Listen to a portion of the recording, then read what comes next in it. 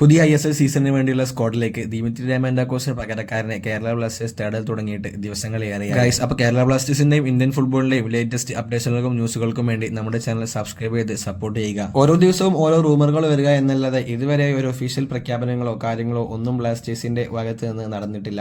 അതുകൊണ്ട് തന്നെ ഓരോ ദിവസവും ബ്ലാസ്റ്റേഴ്സ് ഫാൻസ് അതിനുവേണ്ടി കാത്തു നിന്നുകൊണ്ടിരിക്കുകയാണ്. അങ്ങനെ ഇരിക്കെയാണ് ഇന്ന് KBFC എക്സ്ട്രാ എന്ന പേജ് ട്വിറ്ററിൽ കേരള ബ്ലാസ്റ്റേഴ്സ് ഒരു വിദേശ സ്ട്രൈക്കറെ സൈൻ ചെയ്തിട്ടുണ്ടെന്നും ഒഫീഷ്യലായി 2 ദിവസത്തിനുള്ളിൽ പ്രഖ്യാപിക്കുമെന്നും പറഞ്ഞിരുന്നത്. അതുപോലെ തന്നെ 2 ദിവസം മുന്നേ പലരും കേരള ബ്ലാസ്റ്റേഴ്സ് ഒരു വിദേശ അമേരിക്കൻ സ്ട്രൈക്കറുമായി ബന്ധപ്പെടുന്നുണ്ടെന്ന റൂമറുകളും കണ്ടിരുന്നു.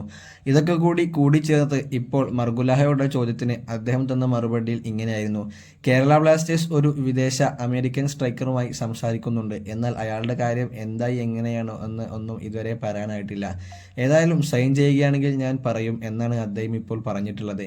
അതും KBFC എക്സ്ട്രയുടെ ട്വീറ്റും വെച്ച് നോക്കുമ്പോൾ എന്തായാലും 1-2 ദിവസത്തിനുള്ളിൽ ബ്ലാസ്റ്റേഴ്സിന്റെ വിദേശ സൈനിങ് പുറത്തുവരുമെന്ന് തന്നെ നമുക്ക് പ്രതീക്ഷിക്കാം. ഏതായാലും ഈ സീസണിലേക്കുള്ള പുതിയ സ്ക്വാഡിൽ ഒരു വിദേശ സ്ട്രൈക്കർ കേരള ബ്ലാസ്റ്റേഴ്സിന് നിർബന്ധമാണ്. അതുകൊണ്ട് തന്നെ ഒരു സൈനിങ് നടക്കുമെന്ന കാര്യത്തിൽ യാതൊരു സംശയവുമില്ല.